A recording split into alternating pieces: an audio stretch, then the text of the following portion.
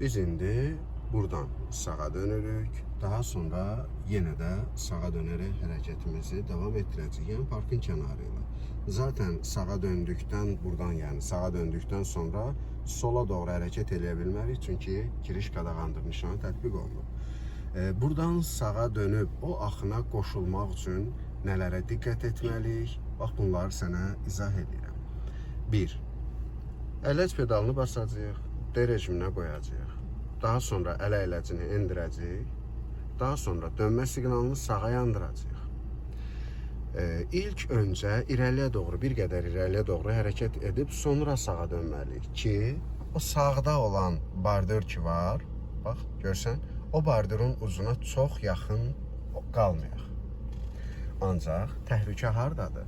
Biz soldan kimin gəlib gəlmədiyini bilə bilmirik axı. Ehtiyatlı olmalıyıq. Soldan gələn ola bilər, bəli.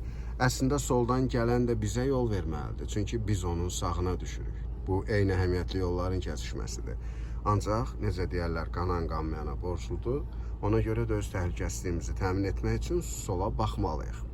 Daha sonra, dediyim kimi, bir qədər gec dönməliyik. Bilərək ki, o bardurdan bir qədər aralı düşək. Əgər o bardura çox yaxın dayansaq, təkrar sağa dönərkən biz böyrümüzü o bardura çırpma ehtimalımız var, düzü? Və yaxud da o bardura dəyməmək üçün artıq bu olacaq təhlükəli döngə, daha çox avtomobilin yarısı çıxana qədər irəliyə doğru hərəkət etməli olacaq, düzü?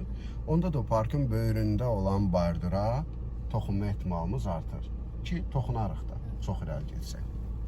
Deməli, 1. Soldan gələnin olub olmadığını yoxlayırıq. 2. Sağa dönərkən mümkün olduğu qədər gec dönürük. Təbii ki, əsas yoldan gəlib dönənlərə mane olmamaq şərti ilə. Yaxşı? Bəli, bəli, bəli. Biz orada dayanarkən, Esmira, hansı ki, sağa dönmək üçün orada dayanacağıq və soldan gələnləri buraxmalıyıq da, düzmü? Fikrimiz qalacaq soldan gələn nəqliyyat vasitələrində.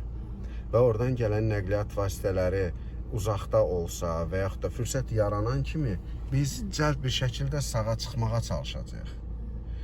Ona görə də sağa qarşı laqeyd olacağıq. İndidən müşahidə elə, dönəndən sonra səni nə gözləyir? Bəlkə orada bir avtomobil dayanıb. Misal üçün, bu göy avtomobil bu tərəfdə dayanıb.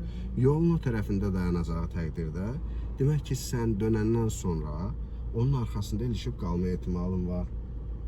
Aydındır. Yolu buna deyirlər, sürücü dilində, şofer dilində deyirlər, yolu oxumaq. İndidən gedəcəyin yolu oxu. Yoxdur orada bir sıxıntı. Buyur, əyləc pedalını bas, qoy D rejiminə, daha sonra bəli. İndi sağa dönmə siqnalını yandır, bax sağ güzgüyə, kimsə gəlmir ki. Əyləci bir qədər burax, qarşıya əylərək bax, kimsə yoxdur solda. Sükanı çevir sağa, kifayət elədi. Davam elə. Bax, indi bardurla sənin aranda ən az 1 metr məsafə yarandı. Düzü? İndi düzləşdir sükanı. Sağa dönmə siqnalını yandır. Esmira, indi 1 metr məsafə varsa, bu necə döngə olur? Təhlükəli. Dar döngə. Dar döngələrdə nə vaxt dönürdük? Güzgümüz paralel olanda. Onda buyur, güzgümüz paralel olana qədər irəliyə doğru çıx. Artıq sağda bir təhlükə yoxdur. Dönərkən bu bardura toxunma ehtimalın yoxdur, düzdür? Dönəcəyin yolda necə bir sıxıntı yoxdur ki, dayanmış avtomobil, keçmək istəyən piyada yoxdur ki. İndi bax, soldan gələn yoxdur ki.